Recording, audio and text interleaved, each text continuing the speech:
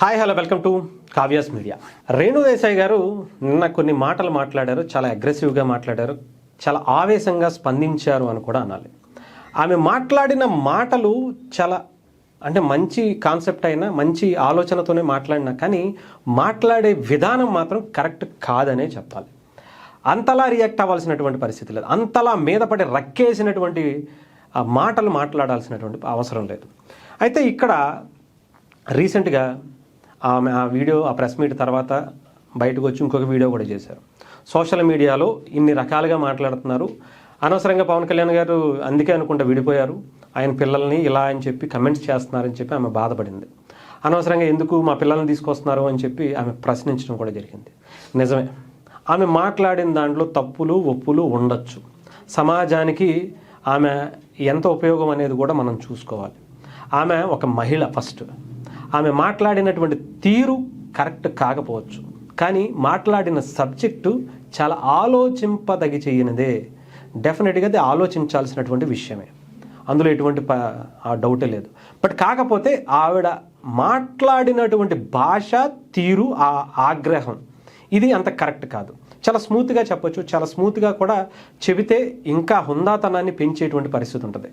But unfortunately అది జరగలేదు. తర్వాత అది రిలీజ్ అయ్యి కొంచెం నేను అలా జరగకుండా ఉండాల్సింది ఇది అది అని చెప్పినా కూడా లాభం ఉండదు.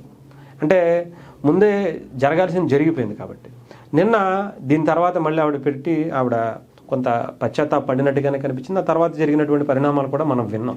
కాకపోతే ఇక్కడ మనం ఆలోచించాల్సింది, ఆవిడ మాట్లాడినటువంటి మాటలు మీకు అభ్యంతరకరంగా ఉంటే ప్రశ్నించండి, క్వశ్చన్ చేయండి, దానికి ప్రతిస్పందనగా మీ భావజాలానికి సంబంధించినటువంటి మీ అభిప్రాయాన్ని వ్యక్తపరచండి. అంతేగాని పిల్లలు ఏం చేశారు, ఇందులో మళ్ళీ పవన్ కళ్యాణ్ గారు ఎందుకు తీసుకొచ్చారు, ఆయనకి ఆవిడికి జరిగినటువంటి ఇష్యూస్ ఎలాంటివైనా కావచ్చు, ఎందుకు విడిపోయారైనా ఎంతో బలమైనటువంటి కారణాలు ఉంటే తప్ప అలాంటి వ్యక్తులు విడిపోతారని అనుకుంటున్నారా? చాలా జరుగుండొచ్చు. వాళ్ళ వ్యక్తిగత అభిప్రాయాలు, వ్యక్తిగత ఆలోచనలతో కూడినటువంటి వ్యక్తిగత జీవితంతో మనకేంటి సంబంధం? అసలు నువ్వెవరు మాట్లాడడానికి చెప్పండి. వాళ్ళ పిల్లలు ఏం చేశారు మధ్యలో? ఆవిడ సమాజంలో జరుగుతున్నటువంటి పరిస్థితుల గురించి మాట్లాడితే దాంట్లోకి వాళ్ళ పిల్లలకి ఏం సంబంధం? ఆవిడ మాట్లాడినటువంటి తీరుతో మీకు ఇబ్బంది ఉంటే ఆ మాట్లాడినటువంటి దాని గురించి మాట్లాడండి. అంతేగాని ఆవిడ వ్యక్తిగత జీవితం గురించి, ఆవిడ పిల్లల గురించి మాట్లాడాల్సినటువంటి అవసరం ఎవరికేముంది? ఎవరికి హక్కు ఉంది? సరే, నువ్వు ఒక ఉద్యోగం చేస్తున్నావు, ఎవరైతే క్వశ్చన్ చేస్తున్నారో వాళ్ళ గురించి చెప్తున్నా. మీరు ఏదో ఉద్యోగమో వ్యాపారమో చేస్తున్నారు, ఆ వ్యాపారానికి సంబంధించి మీరు అక్కడ పనిచేసేటువంటి పరిస్థితి ఉంది. అక్కడ ఏదో తప్పు చేశారు, ఏదో తప్పు ఏదో మాట్లాడారు, మిమ్మల్ని క్వశ్చన్ చేయాలి, మిమ్మల్ని పనిష్మెంట్ చేయాలి. కానీ ఇంట్లో మీ పిల్లల్ని, మీ భార్యని, మీ తల్లుల్ని, వీళ్ళని ఇష్టానుసారం మాట్లాడితే మీకు నచ్చుద్దా? అదే జరుగుతుంది. ఇది ఎక్కడ అదే జరుగుతుంది. ఆవిడ మాట్లాడినటువంటి మాటల్లో మీకు ఇష్టం ఉన్నా లేకపోయినా వాటి గురించి ప్రశ్నించండి, క్వశ్చన్ చేయండి, మీ అభిప్రాయాన్ని తెలియజేయండి. అంతే తప్ప పవన్ కళ్యాణ్ గారితో ఎందుకే పవన్ కళ్యాణ్ గారు అనుకుంటే విడిపోయింది, ఇలాంటి వ్యక్తి కాబట్టి, ఇలా గయ్యాలుగా మీద పడిపోయింది కాబట్టి విడిపోయిందంటే ఏం మాటలు? అన్ని సంవత్సరాలు కాపురం చేసిన వాళ్ళకి తెలియదా? 2 పిల్లల కన్నారు, అది తెలియదా వాళ్ళకి?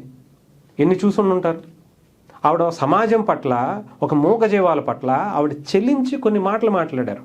బట్ అలా మాట్లాడాల్సింది కాదు, అలా ఆగ్రహంగా మాట్లాడాల్సింది కాదు. చాలా కూల్గా మాట్లాడచ్చు, చాలా విధాలుగా, చాలా కామ్గా ఆమె పని ఆమె చేసుకుని వెళ్ళచ్చు. ఇలా బయటకు వచ్చి చెప్పాల్సినటువంటి, ఎంత అగ్రెసివ్గా మాట్లాడాల్సినటువంటి పరిస్థితి లేదు. కానీ ఇలా ఆవిడ అలా మాట్లాడారు కదా అని చెప్పేసి వ్యక్తిగత జీవితాన్ని హననం చేయడం అనేది కరెక్ట్ కాదు.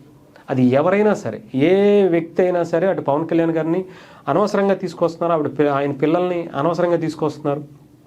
ఇది గుర్తుపెట్టుకోండి. మీరైనా సరే రేపొద్దున మీ కుటుంబంలో మీరు ఏదైనా జాబ్ చేసినప్పుడు మీ జాబ్ గురించే మాట్లాడాలి తప్ప మీ కంపెనీయో లేదంటే వ్యాపారానికి సంబంధించినటువంటి వ్యక్తులు మీ ఇంట్లో వాళ్ళని తిడితే ఎలాగ ఉంటుందో ఇది కూడా అలాగే ఉంది. ఆమె గురించి మాట్లాడాల, ఆమె వ్యక్తిగతంగా ఆమెకి ఏదో లాభం వచ్చేస్తుందని మాట్లాడాల. ఆమె కేవలం ఆ మూగజీవాల గురించే మాట్లాడింది. అవి పడుతున్నటువంటి ఇబ్బందుల గురించే మాట్లాడింది. అవి ఎవరో కొన్ని కుక్కలు తప్పు చేస్తే, కొన్ని కుక్కలు ఇలా దాడులు చేస్తే, పిచ్చెక్కిపోయి పిచ్చి పిచ్చి పనులు చేస్తే కుక్కలన్నింటినీ చంపేయటం ఎంతవరకు కరెక్టు? సమాజంలో జరుగుతున్నటువంటి పరిస్థితులు ఏంటి? ఎవరో ఒక వ్యక్తి ఆడపిల్లని రేప్ చేస్తే మగవాళ్ళందరినీ చంపేయాలనుకోవటం కరెక్టా? కొన్ని దోమల వల్ల ఎంతోమంది ప్రాణాలు పోతున్నాయి. వాటికి ఎంతో దానికి పర్సంటేజ్ కూడా చాలా ఎక్కువగా ఉంటుంది. వాటి మీద దృష్టి పెట్టండి. ఎక్కడో అరాకొరగా జరిగేటువంటి కుక్కల దాడుల గురించి ఎందుకని ఇంత చేస్తున్నారు అనేది, ఈవెన్ అది తప్ప ఒప్ప అనేది పక్కన పెడదాం, కొన్ని వ్యాలిడ్ పాయింట్స్ కూడా రేజ్ చేసింది. నిజంగా ఆమెకి అంత ప్రేమ ఉంటే కనుక కొంతమంది ఎన్జిఓస్తో కలిసి ఒక మంచి బ్లూ క్రాస్ అమలా గారితో కలిసి ఒక మంచి ప్లాట్ఫామ్ తీసుకొచ్చి కుక్కలన్నింటిని తీసుకెళ్ళి పెంచుకోవచ్చు. ఎందుకంటే కుక్కల వల్ల చాలామంది చాలా బాధలు పడుతున్నారు. వీధి కుక్కల వల్ల చాలా దారుణమైనటువంటి దాడులు జరుగుతున్నాయి. వాటి వల్ల చిన్న చిన్న పిల్లలు, పసిపిల్లలు ముక్కలుగా చీల్చేస్తున్నాయి. అలాంటి పనులు ఉంటున్నాయి.